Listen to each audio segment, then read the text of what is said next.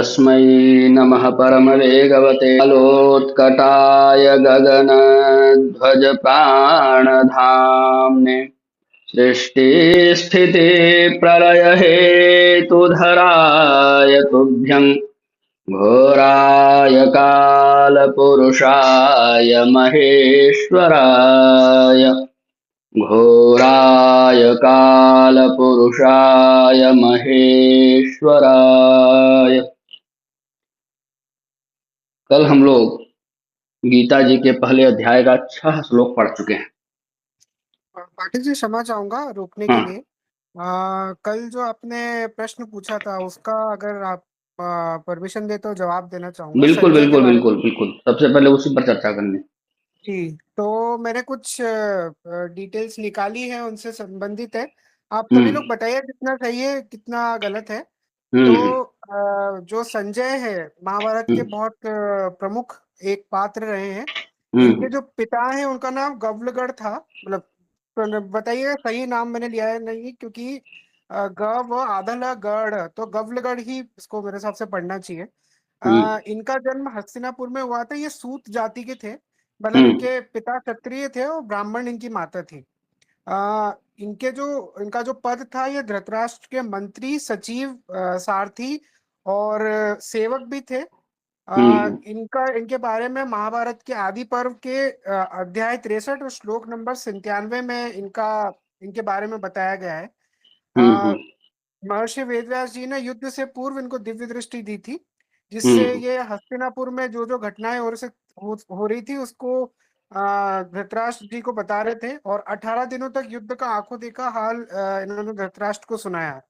इनके जीवन हम्म के चरित्र के जो कुछ गुण हैं जो हम सभी को सीखना भी चाहिए, जो सबसे मुख्य है, सबसे पहले सत्यनिष्ठा थी। हर बात को बिना डर और पक्षपात के बिना कहते थे। हम्म तटस्थ दृष्टिकोण था इनका। ये हमेशा धर्म को प्राथमिकता देते रहे, ना कि किसी विशेष व्यक्ति को।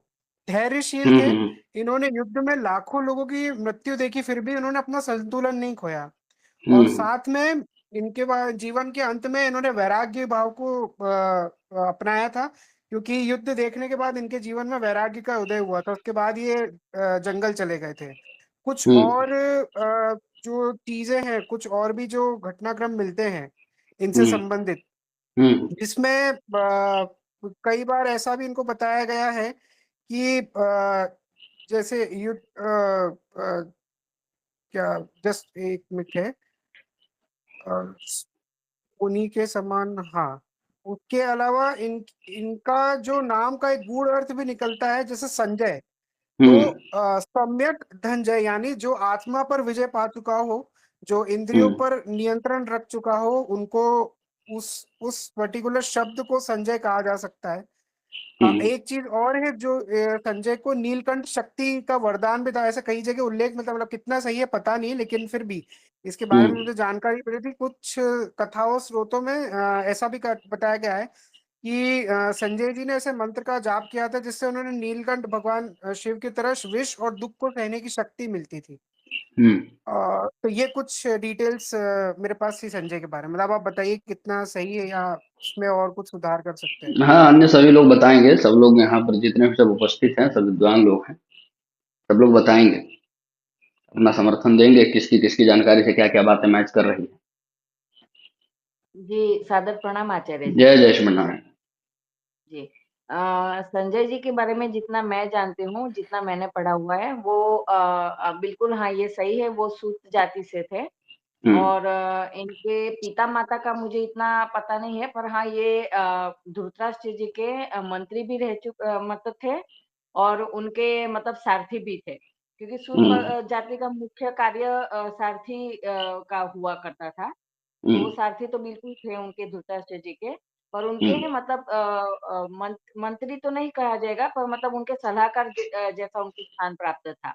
हम्म हाँ, और ये बात भी मैं जितना मैं जानती हूँ, उनको युद्ध से पूर्व मतलब वेद व्यास जी ने उनको दिव्य दृष्टि दी हुई थी।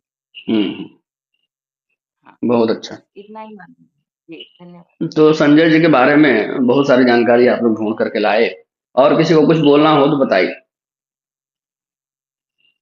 प्रति बाकी सब तो बोल ही दिया है। एक छोटा सा और ये शायद गुरुजी व्यास जी के शिष्य भी थे। हाँ, व्यास जी के शिष्य भी थे। तो संजय जी के बारे में आप लोग पर्याप्त जानकारी ढूंढ करके लाए हैं। संजय जी के बारे में बहुत ज़्यादा जानकारी मिलती नहीं है। संजय जी ऐसा सुना जाता है, कहाँ कहीं पढ़ा था या सुना था मुझे ध्यान नहीं है, संभवतः गौतम गोत्र के थे और सूर्य जाति के थे, आप लोग जानते ही हैं। धृतराष्ट्र जी की सभा मंडली में वो मंत्री ही थे। सूत के लिए भी मंत्री पद जो है रिजर्व रहता है राजा उसमें राज्यसभा में।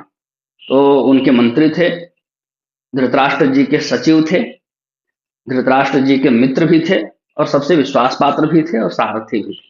जैसे राजा दशरथ के लिए सुमंत कैसे थे, राजा दशरथ हर बात सुमंत के साथ शेयर करते थे और राम जी को वन छोड़ने के लिए भी सुमंत सारथी बन करके गए। तो उसी प्रकार से जो राजा दशरथ के लिए सुमंत का जो स्थान है ना, सुमंत जो थे राजा दशरथ के लिए, वैसे ही संजय थे धृतराष्ट्र के लिए। तो मित्र भी थे, सचिव भी थे, सलाहकार भी थे। मंत्री तो सभा मंडली में उनको मंत्री पद मिला ही था। सूत के लिए जो मंत्री पद होता है उसमें वो थे। और इनके शिष्य थे वेद व्यास जी के, जिनको दिव्य दृष्टि प्राप्त था। अर्जुन के अलावा, हनुमान जी के अलावा, भीष्म पितामह के अलावा संजय को भी गीता का ज्ञान हुआ। संजय के माध्यम से धृतराष्ट्र को हुआ। धृतराष्ट्र जी के हृदय में कितना पहुंचा वो पता नहीं, पर हुआ। इस प्रकार से संजय जी का परिचय आप लोगों को सब आप लोगों ने ढूंढ करके लाया है। तो संजय जी से ही वो जो है धृतराष्ट्र से अध्याय शुरू होता है। धृतराष्ट्र जी प्रश्न करते हैं, आगे संजय जो है आगे सारा उत्तर देते हैं जहां भी उनको देना है। आज सबसे बड़ी प्रसन्नता की बात यह रही कि जैसे ही आप लोगों को कल सूचना दी गई एक्टिव होने के लिए, तो सभी लोग मुझे गीता जी का पाठ सुना करके भेजे और इतनी बढ़िया जो है प्रोग्रेस होगी और इतना बढ़िया आप लोग अभ्यास करेंगे, परिश्रम करेंगे, इसकी मुझे कल्पना नहीं थी। और आप सभी लोगों का उच्चारण बहुत अच्छा होता जा रहा है। जहां जहां कहीं कहीं पर त्रुटि है वो सब मैं आप लोगों को इंगित कर ही चुका हूं। वो धीरे धीरे सुधार होगा। और YouTube पर गीता जी का जो पाठ है वो शुद्ध उपलब्ध कराने का भी मैं प्रयास कर रहा हूँ। भगवान यदि चाहेंगे तो शुद्ध पाठ भी उपलब्ध हो जाएगा। उसको सुन सुन करके भी आप लोग पढ़ने का अभ्यास कर सकते हैं।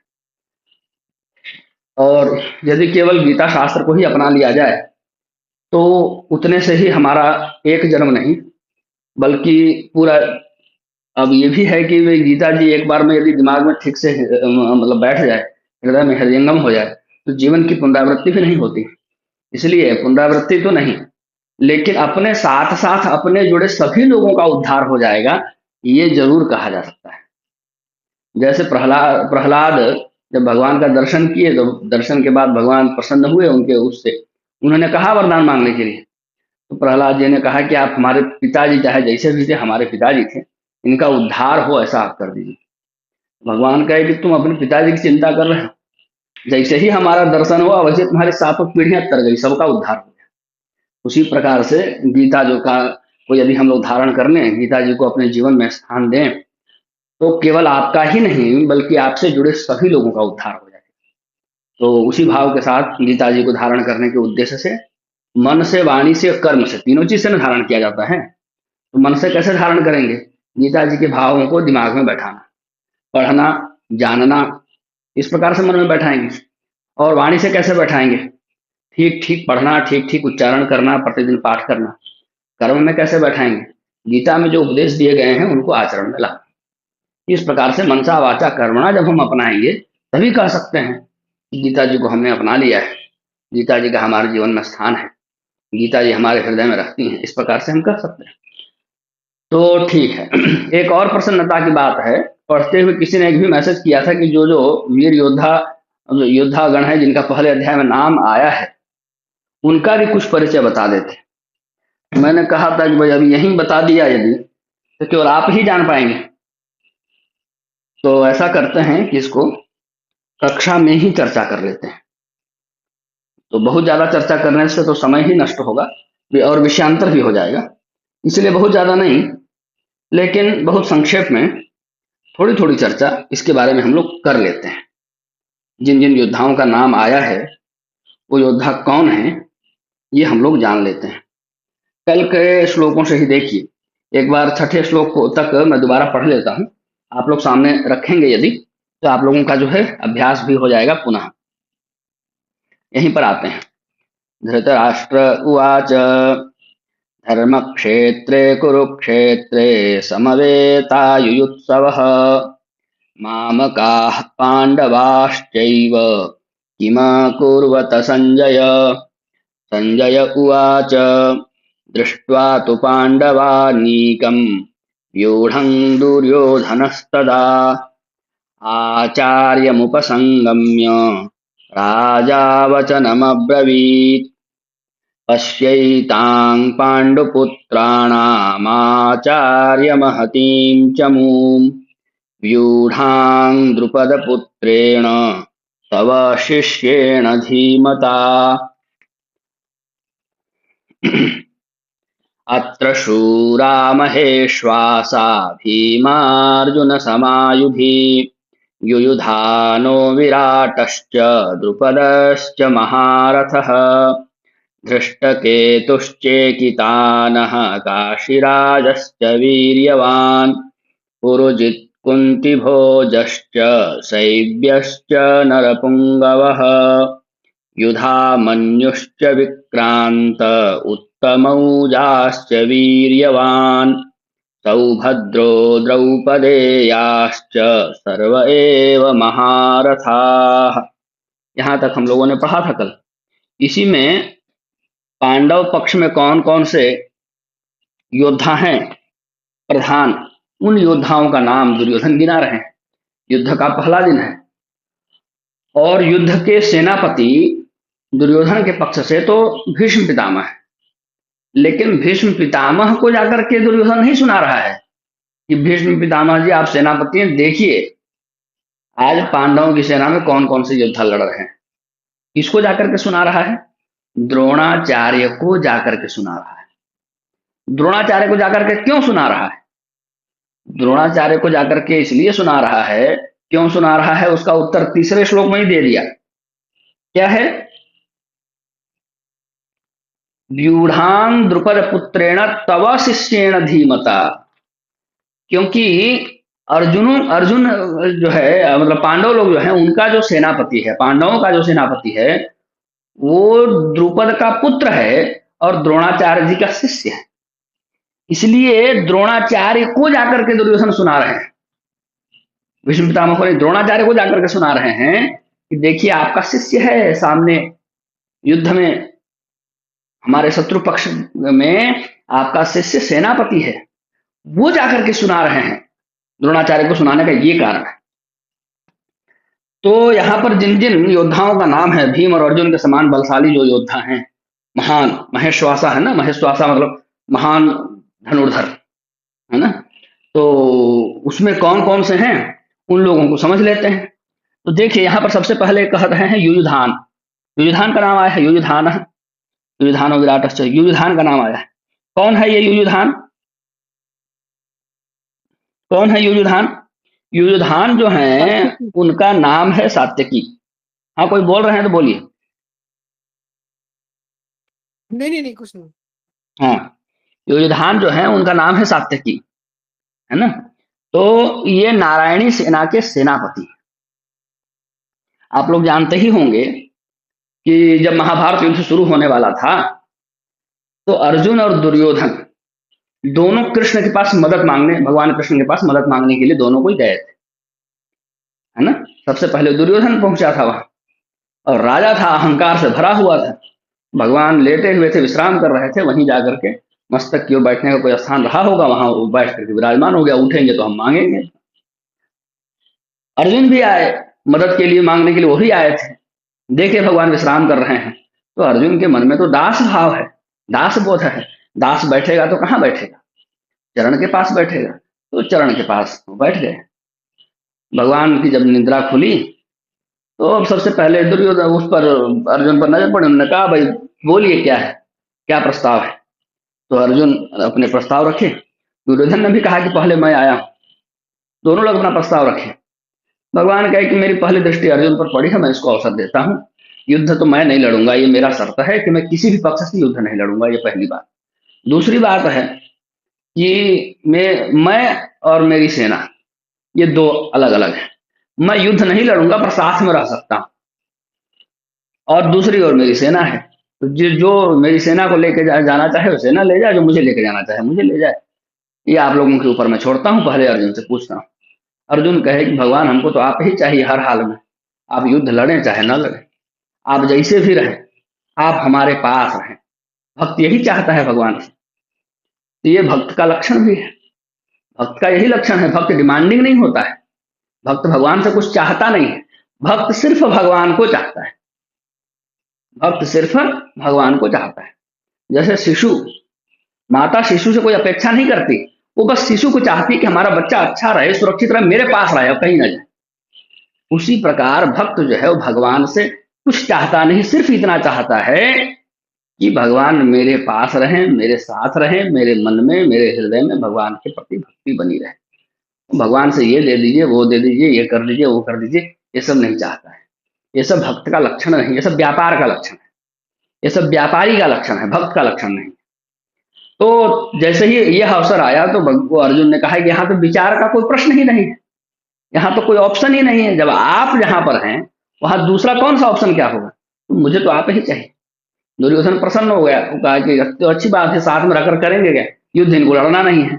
युद्ध लड़ते तो बात होती, युद्ध लड़ना ही नहीं है, मैं तो नारायणी सेना चाहिए। तो प्रसन्न होकर के नारायणी सेना लेकर के गए। नारायणी सेना भी अजय सेना थी। तो नारायणी सेना भगवान श्री कृष्ण की सेना थी। उस सेना के सेनापति थे कौन? युयुधान। थोड़ी चर्चा ज्यादा हो गई, बहुत संक्षेप में बात करेंगे आगे, ठीक है। इसके बाद नाम है विराट का। तो आप लोग जानते ही हैं, जब इनको वनवास मिला था और अज्ञातवास मिला था, तो अज्ञातवास के समय पांडव लोग किस राजा के उसमें थे? राजा विराट की ही नगरी में थे ना। ये सब तो पता ही है आप लोगों को। मत्स्य देश के राजा थे राजा विराट, और उन्हीं के यहाँ उनकी शादी हुई थी, विवाह हुआ था। किसका? अभिमन्यु का। तो अभिमन्यु के ससुर थे। इसके बाद द्रुपद, द्रुपद द्रौपदी के पिता, पांडवों के ससुर। और फिर कौन है? धृष्टकेतु। धृष्टकेतु ये शिशुपाल का पुत्र धृष्टकेतु। और कौन है? धृष्टकेतु चेकितान। हाँ, फिर चेकितान भी है।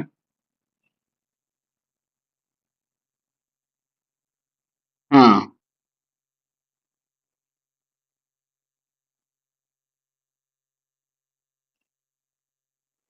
ठीक है। धृष्टकेतु और चेकितान भी हैं। तो चेकितान के संबंध में मैं कुछ ऐसे वो नहीं कर पाया, वो ज्यादा इसके संबंध में जानकारी नहीं है। लेकिन ये भी समझ लीजिए कि यादवों का एक कोई वंश है, वृष्णि वंश करके। कोई कुछ बोल रहा है क्या? गुरु जी नचिकेतान है या चेकितान है? न्याय लगा चेकितान है। हुआ है। धृष्टकेतु चेकितान। धृष्टकेतु चेकितान। नचिकेता तो अलग है, वो उपनिषद वाला बालक। नचिकेता अलग है, ये नचिकेता नहीं, ये चेकितान। ठीक है। तो चेकितान के बारे में इतना ही मुझे जानकारी है कि वृष्णि यादवों का एक वंश है, वृष्णि वंश करके भी यादवों का एक वंश है। उसी वंश में उनका जन्म हुआ था। बहुत शूरवीर योद्धा थे, और उनके पास पांडवों की 7 अक्षौहिणी सेना का कमांड था चेकितान के पास। और काशीराज के बारे में भी ज्यादा जानकारी नहीं प्राप्त हुई। काशीराज का की इतनी जानकारी प्राप्त हुई कि काशीराज मतलब काशी के राजा।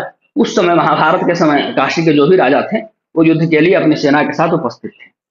और वीर्यवान मतलब बलवान होता है। इसके बाद है पुरुजित। हाँ, बोलिए बोलिए। जी जी, ये जहां तक मुझे ध्यान है, चेकितान जो है वो ये जो धृष्टकेतु जी थे उनके पुत्र थे। अच्छा अच्छा, हो सकता है, हो जी सकता है। जी। हाँ हाँ, मुझे इतना ही याद आ रहा है, मैंने कहीं मतलब पढ़ा हुआ है, इसलिए मुझे ये ध्यान है। हाँ हाँ। वैसे ये जो 2 लोग थे ना, क्या नाम है, एक और 2 लोग हैं जो पिता पुत्र हैं। अभी आएगा, नाम आएगा तो बता दूंगा मैं। जी जी। वो भी दोनों पिता पुत्र हैं, तो वो भी ध्यान में रखिएगा कि कहीं उनका इधर मिस ना हो रहा हो। ठीक है, वो अभी नाम आएगा तो बता दूंगा। किसके बारे में पढ़ रहे थे? पुरुजित और कुंती भोज के बारे में पढ़ रहे थे। अरे यही लोग तो हैं, पुरुजित और कुंती भोज, यही लोग तो पिता पुत्र हैं। पुरुजित और कुंती भोज जो है, कुंती भोज पुरुजित के पुत्र हैं।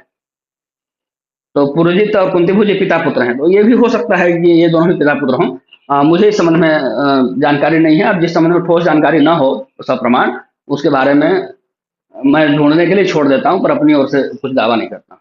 तो ये आप लोग देख लीजिएगा, जो भी जानकारी मैं बता रहा हूँ वो सब प्रामाणिक जानकारी है, और जिस बारे में प्रामाणिक जानकारी मेरे पास इस समय नहीं है उस पर मैं स्किप कर रहा हूँ। हाँ हाँ, बोलिए अभिषेक। जी गुरुजी, चेकितान नाम का राजा जो था नरपुंगा और नरश्रेष्ठ सभ्य था, ये टीका में दिया हुआ है। अरे नरपुंगव तो पुंगव माने होता है श्रेष्ठ, नरपुंगव माने मनुष्यों में श्रेष्ठ। मनुष्यों में श्रेष्ठ तो विशेषण है, किसके लिए? सैव्य के लिए। सैव्य अलग राजा है, सैव्य जो है वो अलग राजा है। धृष्ट केतु और चेकितान ये दोनों हो सकता है कि पिता पुत्र हो, ढूंढिएगा आप लोग, है ना। अभी हम लोग इतनी जितनी जानकारी बता रहा हूं उतना ही लेकर के चलिए। धृष्ट केतु जो है वो शिशुपाल के पुत्र हैं, और चेकितान जो है उनके पास पांडवों, ये वृष्णि यादवों के वृष्णि वंश के थे, और पांडवों की 7 अक्षौहिणी सेना का कमांड इनके हाथ में था, चेकितान के हाथ। तो अभी इतनी जानकारी रखिए। इसके बाद काशीराज के बारे में हो गया। पुरुजित और कुंती भोज के बारे में बता रहा था। पुरुजित और कुंती भोज जो है, पुरुजित के ये पुत्र थे कुंती भोज, और ये लोग दोनों ही अर्जुन के चक्र रक्षक थे। चक्र रक्षक का अर्थ यह होता है कि जब कोई बड़ा योद्धा रथ पर बैठकर निकलता है तो उस रथ की रक्षा करने के लिए भी 5 योद्धा लगे रहते हैं, 5 योद्धा, ताकि कोई रथ को ही मार करके न तोड़ दे। रथ की रक्षा करने के लिए अगल बगल से 5 योद्धा लगे रहते हैं, तो उनको चक्र रक्षक कहा जाता है। तो ये लोग दोनों, कौन दोनों? पुरुजित और कुंती भोज। ये दोनों पुरुजित और कुंती भोज अर्जुन के रथ के चक्र रक्षक थे, ठीक है। अब चलते हैं, और ये लोग दोनों वो भी थे, इनके मामा थे अर्जुन के, मतलब कुंती के भाई थे। पुरुजित और कुंती भोज अर्जुन के मामा थे। पुरुजित उनका पुत्र था कुंती भोज। इसके बाद आगे चलते हैं। आगे कौन है? पुरुजित कुंती भोजश्च शैव्यश्च नरपुंगवः। शिवी नरेश, शैव्य, इसलिए उनको शैव्य कहा जाता था। शैव्य इसलिए कहा जाता था क्योंकि शिवी क्षेत्र के वो नरेश थे, राजा थे, शिवी नरेश थे। और युधिष्ठिर के ससुर जी भी थे शैव्य, युधिष्ठिर के ससुर थे, क्योंकि इनकी जो पुत्री थी उनका नाम था देविका। तो शैव्य की पुत्री देविका से युधिष्ठिर का विवाह हुआ था, तो युधिष्ठिर के ससुर हो गए। तो शैव्यश्च नरपुंगवः। फिर है युधामन्युश्च। युधामन्यु, युधामन्यु एक बहुत बड़े योद्धा थे। वो द्रुपद के अंडर थे, जो द्रौपदी के पिताजी थे द्रुपद, उनके अंडर थे।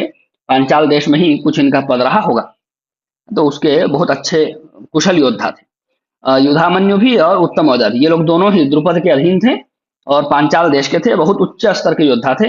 ये लोग दोनों भी अर्जुन के चक्र रक्षक थे। जैसे पुरुजित और कुंती भोज थे, वैसे ही युधामन्यु और उत्तमौजा ये दोनों अर्जुन के चक्र रक्षक थे। विक्रांत शब्द विशेषण है, किसी का नाम नहीं है। विक्रांत का अर्थ होता है पराक्रमी। कौन पराक्रमी? युधामन्यु, पराक्रमी युधामन्यु। और वीर्यवान उत्तमौजा, वीर्यवान का अर्थ होता है पहलवान, बलवान। वीर्यवान भी जो है विशेषण है किसका? उत्तमौजा का। तो बलवान उत्तमौजा और पराक्रमी युधामन्यु, ये दोनों जो है उनके चक्र रक्षक थे। किसके? अर्जुन के। सौभद्रो द्रौपदेयाश्च। सौभद्रो, सुभद्रा का जो पुत्र है। कौन है सुभद्रा का पुत्र? अभिमन्यु। और द्रौपदेयाश्च, द्रौपदी के जो 5 पुत्र थे वो लोग, ठीक है। ये सभी नाम इसमें आ गए हैं। इसके बाद इन्होंने कहा कि अस्माकं तो चेष्टा, यहां से हम लोगों को देखना है, फिर आगे जो है चर्चा करते जाएंगे। अस्माकं का अर्थ होता है हमारे। बोलिए बोलिए। क्षमा चाहूंगा। हाँ। ये जो द्रौपदी के 5 पुत्रों के बारे में बताया गया है, तो जहां तक मालूम है ये छोटे थे, ये बालक थे, तो क्या बालक ही युद्ध करने गए थे? ये छोटी उम्र में अरे ही गए थे? क्षत्रिय का बच्चा जो होता है ना, जैसे ब्राह्मणों के लिए कहते हैं तुलसी का पत्ता छोटा बड़ा नहीं देखते हैं, वैसे क्षत्रिय का जी जो बच्चा होता है वो युद्ध से कभी, वो जन्म अभी तत्काल भी लिया है तो युद्ध से पीठ नहीं दिखाता। ये भारत की परंपरा है। छोटे थे पर इतने भी छोटे नहीं थे, दुधमुहे बच्चे नहीं थे कि युद्ध में नहीं, युद्ध में उपस्थित थे, युद्ध लड़ने के लिए हमेशा तैयार। इस प्रकार से ये है जी। ना। तो 5 पुत्र का नाम भी आप लोग को हो तो आप लोग लिख सकते हैं। प्रतिविंध्य, श्रुतसोम, श्रुतकर्मा, शतानिक और श्रुतसेन, ये 5 पुत्र थे उनके। इनको अश्वत्थामा ने रात्रि में मार दिया था। मेन बात है कि जैसे वो अभिमन्यु, वो भी तो 16 वर्ष का ही था, छोटा था, बालक था, पर योद्धा था, तो मैं वो लड़ने गया। तो ये भी इनकी अवस्था कम थी, बस ये कह सकते हैं। और एकदम ही शिशु, जमीन में रेंगने चलने वाले, और दूध के दांत नहीं टूटे, ऐसी नहीं थी अवस्था। ठीक है, तो इन सभी पुत्रों का वध अश्वत्थामा ने रात्रि में कर दिया। रात्रि में और भी कई लोग मारे गए थे, तो उसमें जिनके 5 पुत्र भी थे द्रौपदी के। तो कहाँ चल रहे थे हम लोग? हाँ, अस्मा, अब ये हो गया कि भाई उधर की सेना को तो बता दिया, उधर की सेना को, पांडवों की सेना में जो बड़े बड़े योद्धा अर्जुन को, इसको दुर्योधन को दिखाई पड़े, तो दुर्योधन ने उन सब के बारे में द्रोणाचार्य को बता दिया। अब द्रोणाचार्य को क्यों बताया? क्योंकि द्रोणाचार्य के शिष्य है ना, वो वहां पर सेनापति थे पांडवों की तरफ से। अब अपनी ओर से भी, अपनी ओर कौन कौन से इससे योद्धा युद्ध लड़ रहे थे, उनके बारे में भी द्रोणाचार्य को दुर्योधन बता रहे हैं, ताकि ठीक प्रकार से युद्ध के लिए जो नीति होती है वो तैयार करके उस हिसाब से युद्ध लड़ा जा सके, युद्ध की प्लानिंग ठीक प्रकार से की जा सके।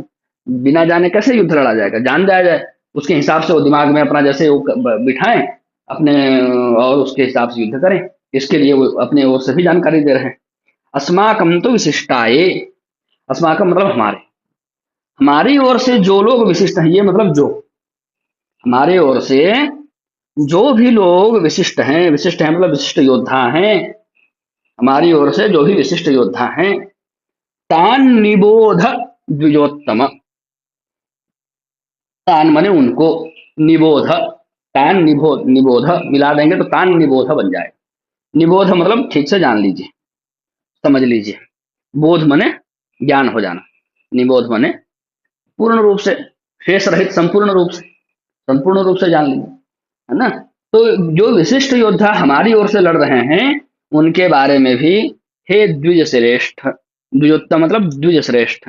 द्विज का अर्थ होता है ब्राह्मण, केवल ब्राह्मण ही नहीं होता है, दांत भी होता है, पक्षी भी होता है। ज माने जन्म लेना, द्वि माने 2 बार, द्विज का अर्थ होता है 2 बार जन्म लेने वाला। जो भी 2 बार जन्म लेता है उसको द्विज बोलते हैं। दांत भी, पहले दूध वाले दांत निकलते हैं, वो टूटते हैं, उसके बाद दोबारा जो मजबूत दांत होता है वो निकलता है, इसलिए दांत को भी द्विज कहते हैं। पक्षी भी पहले माँ के गर्भ से निकलता है, वो अंडे के रूप में निकलता है, बाद में फिर वो अंडा फोड़ के दोबारा से जन्म लेता है, इसलिए उसको भी द्विज कहते हैं। और ब्राह्मण भी द्विज होता है। क्यों द्विज होता है?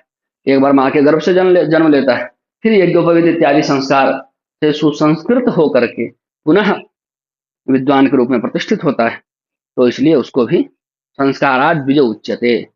जब उसमें संस्कार उसके हो जाते हैं तब वो द्विज कहलाता है, तो इसलिए ब्राह्मणों को भी द्विज कहा। यहाँ पर द्विजोत्तम कौन है? यहाँ पर द्विजोत्तम जाकर के द्रोणाचार्य को ही संबोधन कह रहे हैं, द्विजोत्तम है ना, द्रोणाचार्य ब्राह्मण थे, उनको ही संबोधित करके कह रहे हैं, तो द्विजोत्तम संबोधन है इसके लिए, द्रोणाचार्य के लिए, हे ब्राह्मण श्रेष्ठ, हमारी ओर से जो महान योद्धा हैं, विशिष्ट योद्धा हैं, उनको ही आप जान लीजिए। नायका मम सैन्यश्च, नायका मतलब यहाँ भी नायका बहुवचन है, आगे मकार होने से विसर्ग का लोप हो गया है व्याकरण के नियम से। नायका मम सैन्यश्च, मेरी सेना के जो नायक हैं, नायक मतलब सेनापति, नायक मतलब हीरो नहीं, नायक मतलब अभिनेता नहीं, नायक मतलब सेनापति। तो मेरी सेना में जो सेनापति हैं, संज्ञार्थम तान ब्रवीमते, संज्ञार्थम, संज्ञा कहते हैं नाम को, तो उनके नाम इत्यादि के, नाम इत्यादि से तात्पर्य है उनका परिचय हो जाए, उनका परिचय हो जाए, आपको उनकी जानकारी हो जाए, इसलिए तान उनके बारे में ब्रवीमी, अहम ब्रवीमी, मैं बोलता हूं। ब्रवीमी बनता है कहां पर? प्रथम पुरुष, मध्यम पुरुष, उत्तम पुरुष, ये होते हैं ना, तो उत्तम पुरुष में बनता है ब्रवीमी ते मतलब आपके लिए, आपकी ते संज्ञार्थम, आपकी जानकारी के लिए, तान उन लोगों को कौन, जो मेरी ओर से सेनापति हैं, उन लोगों के बारे में आपको, आपकी जानकारी के लिए मैं बोलता हूं, ऐसा दुर्योधन कहते हैं। और आगे बताते हैं कि उनकी सेना में कौन कौन से योद्धा हैं। इसमें कोई शब्द अक्षर कुछ भी छूट रहा हो जिसका अर्थ मैं न बताया हूं तो बोलिए, नहीं तो आगे बढ़ते हैं। बोलिए बोलिए, हो गया है सारा? जी गुरुजी। ठीक है। तो अब 8वां श्लोक देखिए। सबसे पहले भाई बात तो द्रोणाचार्य से हो रही है, तो सबसे पहले द्रोणाचार्य का नाम लेते हैं। क्या कहते हैं? भवान। भवान माने आप, भवान। सबसे पहला योद्धा तो आप ही हैं। और फिर भीष्मश्च, और भीष्म पितामह हैं। कर्णश्च, कर्ण भी हैं। तो द्रोणाचार्य को आप लोग जान ही रहे हैं। द्रोणाचार्य जो है कौरव और पांडवों के गुरु हैं। द्रोणाचार्य कौरवों के और पांडवों के गुरु हैं। ये द्रोणाचार्य और कृपाचार्य, ये लोग दोनों जो है भाई हैं। तो द्रोणाचार्य को बाद में कृपाचार्य ही लेकर के आए और बोले कि अब आप उनको शिक्षा दीक्षा का भार सौंप दी, इनको आप ही पढ़ाइए, है ना, भ्रातृवत है इनका। नहीं नहीं, क्या चूक गया, साले हैं। ठीक है। तो वो यही लेकर के आए, कृपाचार्य ही द्रोणाचार्य को इनके पास लेकर के आए थे। ठीक है, कृपाचार्य द्रोणाचार्य के साले हैं। इनकी जो बहन थी, कृपाचार्य की बहन कृपी, उस कृपी से इनका विवाह हुआ था द्रोणाचार्य। ठीक है। तो बहुत मिस्टेक हो रहा था। फिर कहाँ चल रहे थे हम लोग? तो द्रोणाचार्य के बारे में हो ही गया। भीष्म के बारे में आप जान ही रहे, गंगा जी के पुत्र थे भीष्म पितामह। इसके बाद कर्ण, सूर्य पुत्र कर्ण। तो सूर्य पुत्र कर्ण, उन्हीं का नाम यहाँ पर ये कर्ण है। और कृपस्य, कृपस्य जो है वो है कृपाचार्य है। कृपः च, च मने और, कल बताया था मैं। कृपः और च, इन दोनों को मिला दें, संधि कर दें, तो हो जाएगा कृपश्च। विसर्ग को शकार हो जाता है, कृपश्च। समिति जय, समिति मन होता है युद्ध, और जय मने जीतना। तो युद्ध को जीतने वाले कौन? कृपाचार्य। समितिंजय। अश्वत्थामा, अश्वत्थामा आपके पुत्र, भाई उनका भी तो नाम लेंगे, वही योद्धा है। बात कर रहे हैं द्रोणाचार्य जी से, और अश्वत्थामा का नाम नहीं लेंगे? पुत्र का नाम सुनकर के पिता का वैसे ही अभिमान बढ़ जाता है। तो अश्वत्थामा, विकर्णश्च, और विकर्ण भी। विकर्ण जो है वो कौरवों, जो है ना 100 भाई थे ये लोग, कौरव लोग, उन्हीं में से एक है। दुर्योधन का भाई है। और जो 100 ये लोग भाई थे, उन्हीं में से एक है विकर्ण। बहुत बहुत बड़ा योद्धा, महारथी। और जब द्रौपदी का वस्त्रहरण हो रहा था, उस समय केवल एक ही ये योद्धा था विकर्ण, जिसने कहा था कि गलत हो रहा है, उसका विरोध किया था। और भीष्म पितामह के साथ कुछ इसका वो भी हुआ था उस समय। तो विकर्ण ही वो योद्धा था। और विकर्ण को मारने के बाद संभवतः भीम के हाथों मारा गया था। तो उन्होंने ये कहा था कि आप मारे जाने योग्य नहीं है। और चूंकि मैं प्रतिज्ञा कर लिया था कि मैं कौरवों को, सभी कौरवों को मार डालूंगा, तो बस मुझे अपनी प्रतिज्ञा पूरी करने के लिए आपको मारना पड़ रहा है। वैसे आप मारे जाने योग्य है नहीं। इस कौरव कुल में एक आप ही हैं, इस युद्ध में जो लड़ने के लिए आए हैं। कौरव कुल में जो भी लोग हमसे युद्ध लड़ने आए हैं, वो एक आप ही हैं जो मारे जाने योग्य नहीं है, और फिर भी मारे जा रहे हैं। तो यह बात इनके संबंध में कहा जाता है, विकर्ण के संबंध में। तो वो है विकर्ण। और सौमदत्तिस तथैव च, और सोमदत्त का जो पुत्र है वो कौन है? सोमदत्त का पुत्र भूरिश्रवा। सोमदत्त का पुत्र भूरिश्रवा। यहाँ पर जो है इन्होंने अपने, इनके जितने जितने योद्धा थे, इनके पक्ष से लड़ने वाले, दुर्योधन के पक्ष से लड़ने वाले, उन सब के बारे में इन्होंने बता दिया। तो और कुछ पूछना हो तो बताइए, कुछ पूछना हो तो बताइए।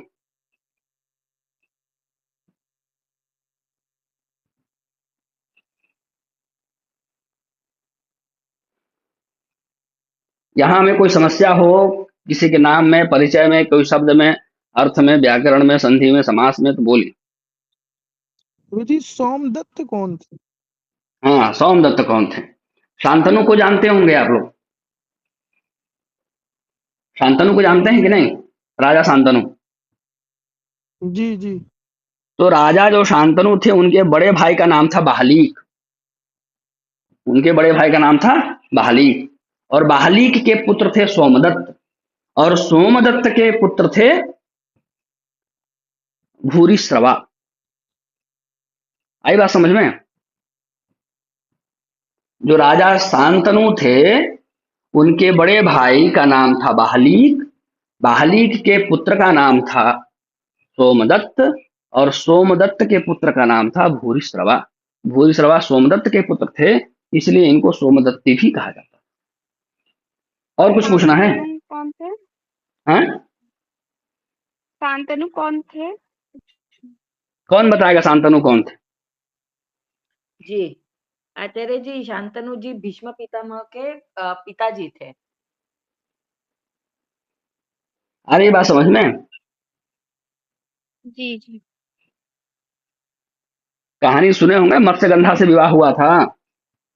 जी जी जी हाँ आचार्य जी। हाँ, याद आ याद गया। आ गया? हाँ हाँ मत्स्यगंधा से उनका विवाह हुआ था। विचित्र वीर्य ये सब वो थे ना, पुत्र थे। हाँ हाँ। विचित्र वीर्य और क्या नाम था, हम्म। चित्रांगदा ना, ये सब नाम था। तो पहले जो इनका भीष्म पितामह का नाम पहले देवव्रत था ना, बाद में फिर प्रतिज्ञा लिए। वो जो है राज्य का विवाद हुआ, वो विवाह नहीं करना चाह रहे थे शांतनु से अपनी पुत्री का। कहे कि भाई तुम सारा राजपाट तो तुमको मिल जाएगा, इसके पुत्रों को क्या मिलेगा। तब उन्होंने प्रतिज्ञा की कि भाई ये बात है तो मैं कभी राजा बनूंगा ही, आप विवाह कर दीजिए, जो राजपाट है उनके पुत्रों को मिले। फिर अपने पिता का विवाह कराया, उसी समय इनका नाम भीष्म पितामह पड़ा। तो शांतनु जो है वो इनके भीष्म पितामह के पिता थे। ठीक है, और कुछ?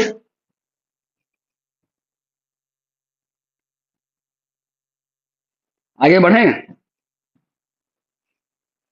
जी गुरुजी।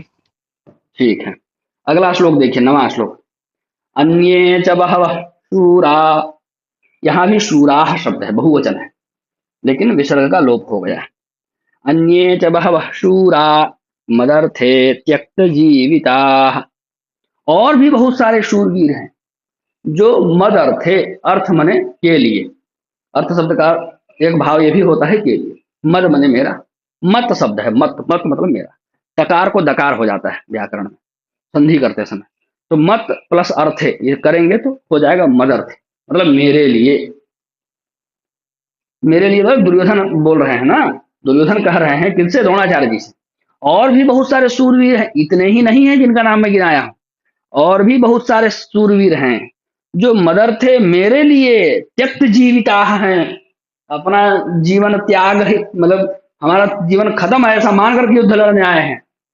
कहते हैं ना सर्म कफन बांध के, वही मदर थे त्यक्त जीविता, अपना जीवन त्याग करके, जीवन की जो आशा है उसको त्याग करके, क्या मुझे नहीं जीना है, मरना ही है युद्ध में चल करके, ऐसे इस भाव से हमारे लिए लड़ने वाले बहुत सारे यहाँ पर योद्धा हैं। मदर्थे त्यक्त जीविता नाना शस्त्र प्रहरणा, नाना मतलब बहुत सारा, शस्त्र मतलब अस्त्र शस्त्र, और प्रहरणा मतलब होता है सुसज्जित। अनेक प्रकार के अस्त्र शस्त्रों से सुसज्जित हैं, अस्त्र शस्त्रों की भी कोई कमी नहीं है। नाना शस्त्र प्रहरणा, विविध प्रकार के अस्त्र शस्त्र हैं, है ना। सर्वे सभी लोग लोग क्या हैं? युद्ध विशारदा। ऐसा नहीं है कि सब बस युद्ध लड़ने आ गए हैं, आता जाता कुछ नहीं, आता न जाता चुनाव चिन्ह छाता, ऐसा नहीं है। जितने भी हैं सब युद्ध विद्या में विशारद हैं। विशद रूप से जो जिस विद्या को जानता है उसको उस विद्या का विशारद कहा जाता है। तो युद्ध नामक विद्या को बहुत विस्तार से जानने वाले हैं, कई कई वर्षों तक इन लोगों ने अभ्यास किया है, ठीक प्रकार से युद्ध विद्या को जानते हैं, सीखे हैं, अभ्यास किया। ऐसे लोग जो युद्ध में विशारद हैं, ऐसे लोग हमारे लिए यहाँ पर जीवन की आशा त्याग करके अनेक प्रकार से के शस्त्रों से सुसज्जित होकर के उपस्थित हैं। ये दुर्योधन वहां पर बता रहे हैं, अपने अहंकार को बढ़ा रहे हैं। सब व्यक्ति कब करता है?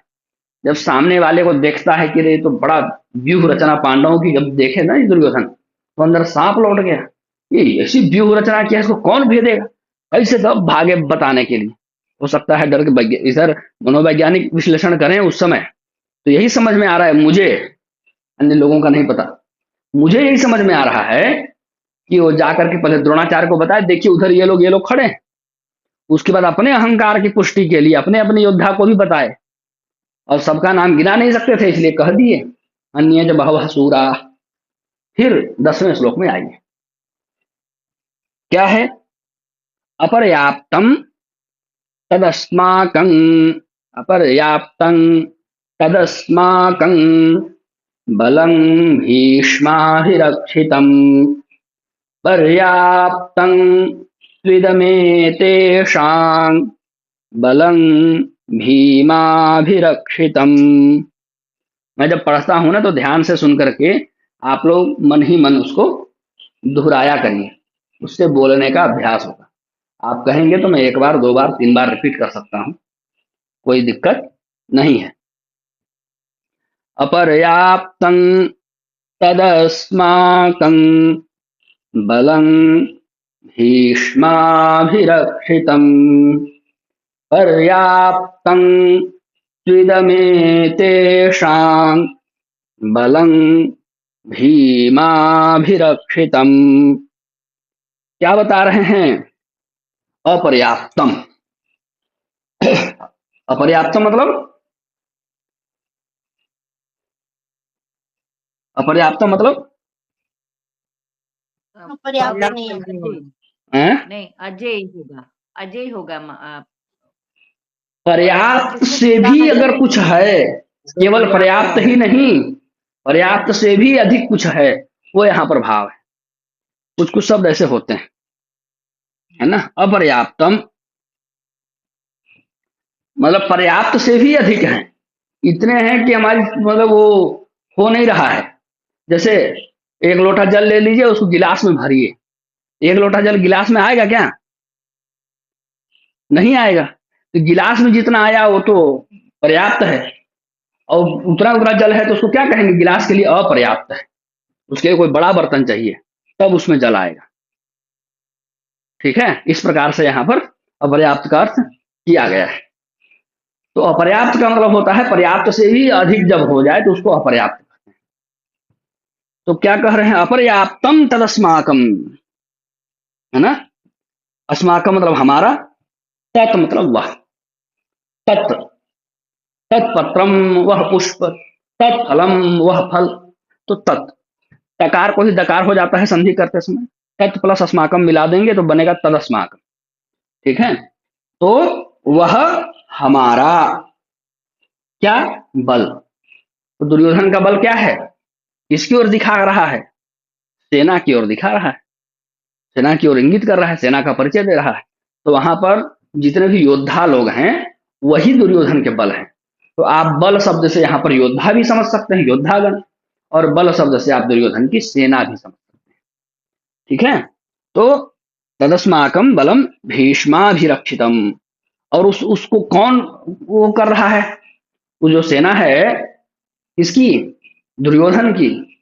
उस सेना को कौन संभाल रहा है? कौन है सेनापति? भीष्म पितामह। अभिरक्षितम क्यों कहा? सेनापति आगे खड़ा होता है, सेनापति होता है जो नेतृत्व करता होता है, वो आगे खड़ा होता है सेना। तो भीष्म पितामह के द्वारा रक्षित, भीष्म पितामह के द्वारा नेतृत्व जिस सेना का किया जा रहा है, वो भीष्म पितामह के द्वारा जिस सेना का नेतृत्व किया जा रहा है वो। रक्षित मतलब रक्षा किया जाना ही केवल अर्थ नहीं होता है, रक्षित का अर्थ रिजर्व भी होता है। जब कहते हैं ना आरक्षित, अनारक्षित। ठीक है, तो जो जो भीष्म पितामह के द्वारा के लिए रिजर्व है वो सेना, जिस सेना का भीष्म पितामह जो है नेतृत्व कर रहे हैं, वो सेना, ये है भीष्माभिरक्षितम का अर्थ।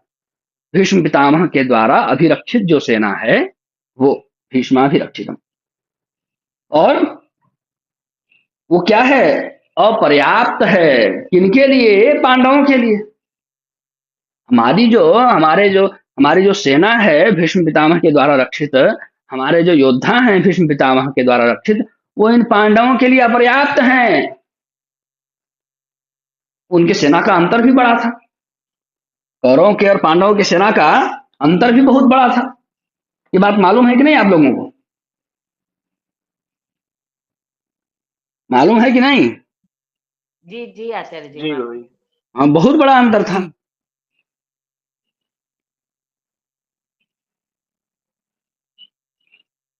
आप लोग सुने सुने होंगे उधर कितना, उनके पास केवल 7 अक्षौहिणी सेना थी और कौरवों के पास 11 अक्षौहिणी सेना थी, है ना। तो कितना का अंतर हो गया। 7 4 11, 4 अक्षौहिणी सेना का अंतर हो गया। इसीलिए कह रहे हैं कि अपर्याप्त है, हमारे पास अधिक है सेना, हमारे पास योद्धा अधिक है, उनके पास कम है। हमारी जो सेना है वो पांडवों के लिए अपर्याप्त है। और पर्याप्तम त्विदमेतेषाम बलम भीमाभिरक्षितम, तो इसका अर्थ जैसे ऊपर लगा वैसे इसका भी अर्थ लग जाएगा, ये तो सरल ही है। पर्याप्तम मतलब पूरी है, हम लोग उसको प्राप्त कर सकते हैं। एक गिलास जल हो और उसको लोटा भरना हो तो अपर्याप्त हो जाएगा, एक लोटा जल हो और गिलास भरना हो तो पर्याप्त हो जाएगा।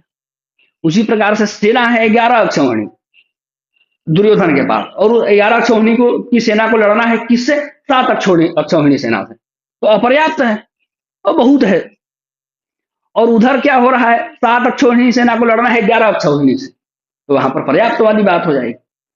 तो पर्याप्तम त्विदमेतेषाम, ये इन लोगों की जो सेना है वो तो हमारे लिए पर्याप्त है, हम आसानी से इनको निपटा देंगे, ये भाव है वहां पर। तो पर्याप्तम त्विदमेतेषाम, तू मतलब और इनकी जो सेना है पांडवों की, पर्याप्तम तू इदम एतेषाम, यह जो इदम मतलब यह जो इनकी सेना है पांडवों की, उस सेना का सेनापति कौन है? भीम। तो भीम के द्वारा अभिरक्षित, भीम के नेतृत्व में जो सेना खड़ी है पांडवों की, वो हमारे लिए एकदम पर्याप्त है। हम सरलता से इनको जीत सकते हैं, सरलता से इनको निपटा सकते हैं, सरलता से हम इस सेना को नष्ट करके और राज्य अपना प्राप्त कर सकते हैं। इस भाव से वो बोल रहे हैं पर्याप्तम त्रिदमेतेषाम बलम भीमाभिरक्षितम। मैडम जी एक इस बात और बताना चाह रहा था, जैसे हाँ हाँ जैसे हम ये कंपेयर कर रहे हैं तो इसमें एक चीज और भी देखनी होगी कि दुर्योधन के बाद अक्षौहिणी के साथ में नारायणी सेना भी थी, तो हाँ, वो भी नारायणी एक सेना भी थी। उसको था जी। तो वो भी इसीलिए वो शायद मेरे हिसाब से ये पद आया पर्याप्तम कि हमारे पास बहुत सैनिक है। हाँ, योद्धा योद्धा तो खैर दुर्योधन के पास ज्यादा थे, इसमें तो कोई डाउट जी नहीं है। योद्धा दुर्योधन के पास जी ज्यादा थे सब। द्रोणाचार्य, कृपाचार्य, भीष्म पितामह, कर्ण सब तो वहां उपस्थित थे। तो अब आगे बढ़ते हैं। अयनेषु च सर्वेषु यथा भागमवस्थिताः भीष्ममेवाभिरक्षन्तु भवन्तः सर्व एव हि। अयनेषु च सर्वेषु, सभी अयन पर, सभी क्षेत्र पर, सभी मोर्चे पर, है ना? क्या है? यथा भागम अवस्थिता, जैसे हम लोग कहते हैं यथा समय मतलब अपने समय के अनुसार, यथावकाश जब आपको टाइम मिले, वैसे ही यहाँ पर है यथा भागम, माने जिसको जो जो एरिया दिया गया है। सभा होता है ना तो लोग क्या सभापति महोदय कहते हैं, आप लोग यथास्थान बैठ जाइए, माने जिसको जहां जगह मिले वहां बैठ जाओ, ये कहना। अब ऐसा कहें जिसको जहां जगह मिले बैठ जाओ तो भगदड़ मच जाएगा। इसीलिए क्या करते हैं, यथास्थान बैठ जाइए, जहां जगह मिले वहां बैठ जाइए। तो यहाँ भी वही है, यथा भागम अवस्थिता, जिसको जिस एरिया, जो जो अपने मतलब अपने अपने एरिया में स्थित, अपने अपने एरिया में स्थित, अपने अपने क्षेत्र में स्थित, सबको एक एक क्षेत्र बांट दिया गया था सेना। तो अपने अपने जगह पर अपने अपने क्षेत्र में स्थित है ना, यथा भागम अवस्थिता, सभी मोर्चों पर सभी क्षेत्र में जो भी लोग हैं अपने अपने जगह में स्थित, वो भीष्ममेवाभिरक्षन्तु, वो क्या करिए? भीष्म पितामह की रक्षा करिए, सभी ओर से भीष्म पितामह की रक्षा करिए। सेनापति तक पहुंच न पावे उधर कोई, सेनापति ही नष्ट हो गया तो सेना हार जाती है। यदि सेनापति मारा जाता है तो फिर सेना हार जाती, सेना फिर लड़ नहीं पा सकती। ठीक है, इसीलिए कह रहे हैं क्या? भीष्म पितामह की रक्षा करिए, सेनापति की रक्षा करिए, ये नियम है। भीष्म पितामह उस दिन सेनापति। भीष्ममेवाभिरक्षन्तु भवन्तः सर्व एव हि, भवन्तः मने आप लोग, सर्व मतलब सभी, एव मतलब ही, फिर बाद में भी एक वो कह दिए हैं ही, तो यहाँ पर दोनों का अर्थ अलग अलग हो जाएगा। यहाँ पर एक जो जीत ही लेंगे वाला जो ही है वो ही यहाँ पर एक आ जाएगा, और एव का अर्थ यहाँ पर ही रख लिया जाएगा। इस प्रकार से दोनों का अन्वय यहाँ पर हो जाएगा। तो यहाँ पर कह रहे हैं कि अयनेषु च सर्वेषु, और सभी मोर्चों पर यथा भागम अवस्थिता है। जो जो लोग अपने अपने जगह पर, जिसको जहां ड्यूटी दी गई है, जिसका जहां पर क्षेत्र है, जिसका जहां पर वर्चस्व है, जिसका जहां पर स्थान है, अपने अपने स्थानों में स्थित भवंतः आप सभी लोग भीष्मेवा ही रक्षन्तु, भीष्म पितामह की ही रक्षा करिए। भीष्मम एव अभिरक्षन्तु ऐसा कर लेंगे हम, भीष्म पितामह की ही रक्षा करिए।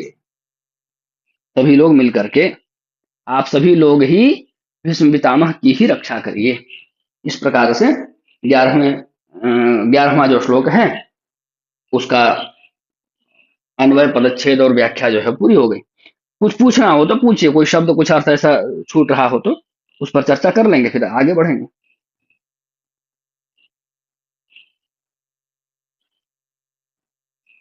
कुछ है 11वें श्लोक में?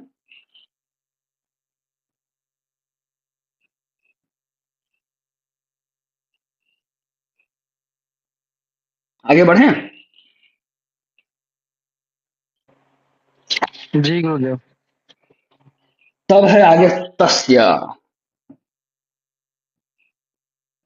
उसमें भीष्म पितामह देखे कि ये जो है दुर्योधन किसके पास गया है, द्रोणाचार्य जी के पास, और उनको जाकर के बता रहा है पांडवों की सेना के बारे में, उधर कौन कौन से हैं उसके बारे में, उनकी व्यूह रचना के बारे में। तो यही ये श्लोक देख के ही मुझे दुर्योधन के मन में कुछ भय जरूर व्याप्त हुआ होगा, ऐसा आया। दुर्योधन का जो मनोवैज्ञानिक विश्लेषण जो मैंने किया कि उस समय दुर्योधन के मन में भय व्याप्त हुआ होगा, इसी श्लोक से किया। कैसे वो आप लोग समझ जाएंगे। तस्य मतलब तस्य का अर्थ होता है उसके, है ना, तस्य नाम है उसका नाम, तस्य परिचय उसका परिचय, है ना, तस्य पुस्तकम उसका पुस्तक। तो तस्य मतलब होता है उसका, तस्य मतलब उसके, किसके, दुर्योधन के। संजनयन हर्षं, संजनयन, जनयन शब्द है उसमें सम उपसर्ग लगाया हुआ है। सम उपसर्ग जहां लगता है उसका अर्थ होता है सम्यक। सम्यक मतलब ठीक से, सम्यक प्रकारेण, ठीक प्रकार से। सम्यक मतलब होता है सभी ओर से बढ़िया, एकदम बराबर, है ना। तो सम्यक का क्या है, सम उपसर्ग लग गया। और जनयन शब्द है, जनयन मतलब उत्पन्न करने के लिए।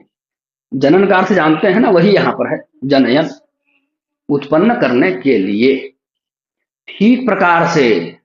मतलब थोड़ा भी भय न रह जाए, थोड़ी सी भी भय की आशा न रहे, थोड़ी भी शंका न रहे, थोड़ा भी दिक्कत न रहे, ठीक प्रकार से, सभी प्रकार से उसके भय का जो है नाश हो जाए, इसीलिए संजनयन शब्द का प्रयोग कर रहे हैं।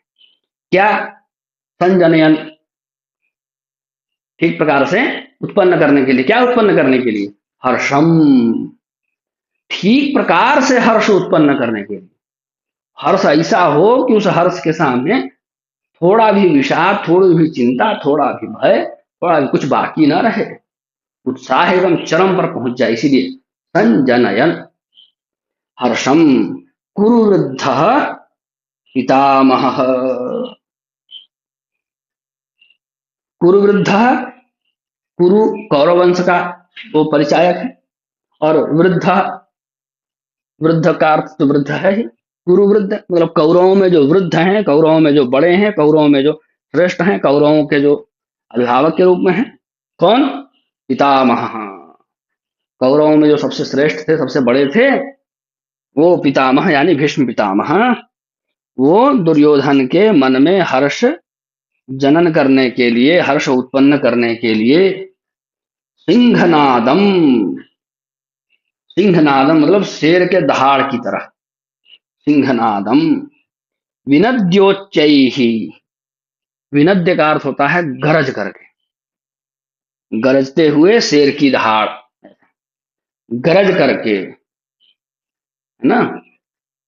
विनद्योच्चैहि, फिर वही विनद्य और उच्च शब्द है, मिला देंगे तो बनेगा विनद्य, विनोद्योच्चैहि।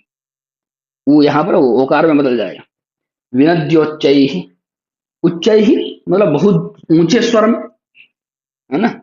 शंखम दधमौ गुरु जी प्रतापवान, इसका बोलिए अनुवाद करवा दीजिए, विनोद चाहिए का। क्या। इसको थोड़े टुकड़ों में विनद्योच्चैः को उच्चारण विनद्य प्लस उच्चैः, इतना ही है, वो टुकड़ों में ही तो बोला मैं। विनद्य, विद्यालय वाला द्य, विनद्य प्लस उच्चैः। विनद्य मतलब गरज करके, उच्चैः मतलब जोर से, ऊंचे स्वर में। जी। शंखम दधमऊ, दधमऊ मतलब बजाया। प्रतापवान, ये प्रतापवान इनका ही संघम विशेषण है, किसका? पितामह का। ऊपर ही जुड़ जाएगा ये। संघम ना के संघम बोलेंगे। शंखम, शंखं बोलेंगे, शंखं। खम तस्य संजनयन् हर्षं कुरु वृद्धः पितामहः सिंहनादं विनद्योच्चैः शंखं दद्मौ प्रतापवान। इस तरीके से पढ़ेंगे। तो दुर्योधन के मन में हर्ष उत्पन्न करने के लिए परम प्रतापी, कौरवों में श्रेष्ठ भीष्म पितामह ने गरजते हुए सिंह की दहाड़ के समान, सिंह की दहाड़ के समान गरजते हुए शंख को बजाया। युद्ध से पहले शंख बजाया जाता है, युद्ध करने से पहले, युद्ध आरंभ करना होता है उसके पहले शंख बजाया जाता है। तो भीष्म पितामह ने शंख को बजाया। ठीक है। अब कोई किसी शब्द का, अक्षर का, किसी का अर्थ यदि छूट रहा हो तो बताइए, नहीं तो आगे चलिए।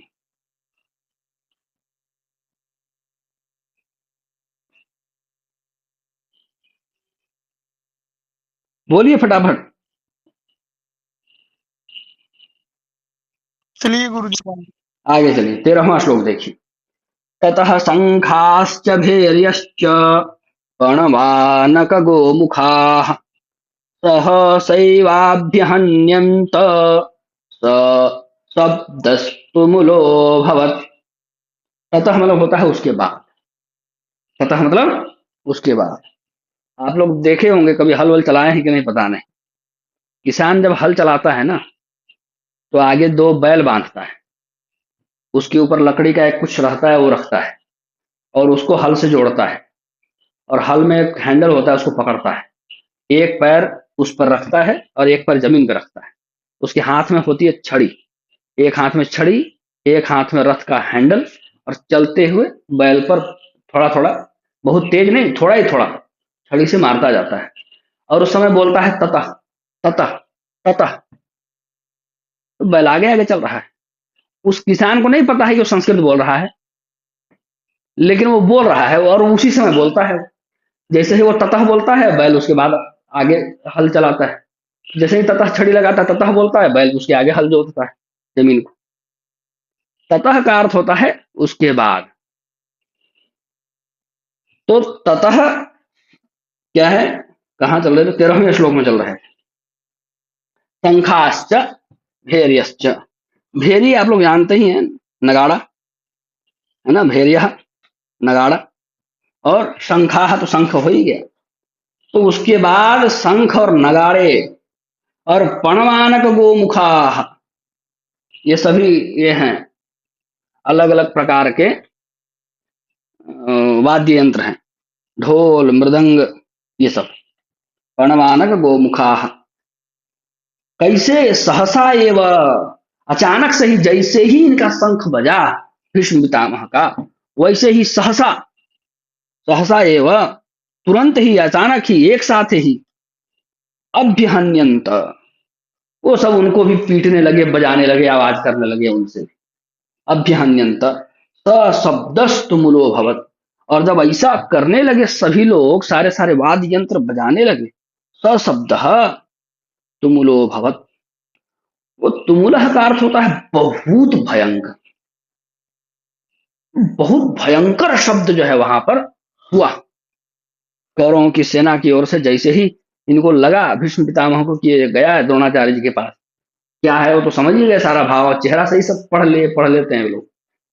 तो दुर्योधन का भय समाप्त हो जाए, इसलिए शंख बजाए, गरजते हुए शेर की दहाड़ के समान गरज करके शंख बजाए, और जैसे ही भीष्म पितामह का शंख बजा, वैसे ही अन्य सभी लोग जिसके जिसके पास जो जो यंत्र था, नगाड़े इत्यादि थे, वो सब वो लोग बजाने लगे। तो एक साथ जब इतने सारे यंत्र को बजाया गया तो उससे बहुत भयंकर शब्द उत्पन्न हुआ। ठीक है, आज 13 तारीख है, 13 श्लोक तक की व्याख्या हो गई है और 10 भी बज चुका है। तो कल हम लोग आगे 14वें श्लोक से देखेंगे। अभी तक में कोई आप लोगों का प्रश्न हो तो पूछिए, और नहीं तो फिर हम लोग यहाँ पर क्या करेंगे, शांति मंत्र के साथ मंगलाचरण किया जाता है ना शुरू में भी और लास्ट में भी, तो शांति मंत्र के साथ आज की कक्षा का विराम करेंगे। कोई प्रश्न है तो बोलिए फटाफट।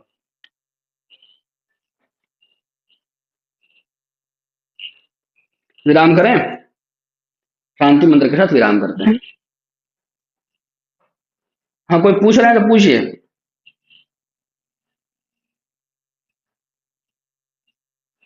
ठीक है, सर्वे भवन्तु सुखिनः, सर्वे सन्तु निरामयाः, सर्वे भद्राणि पश्यन्तु, मा कश्चित् दुःखभाग् भवेत्। ओम शांति शांति शांति।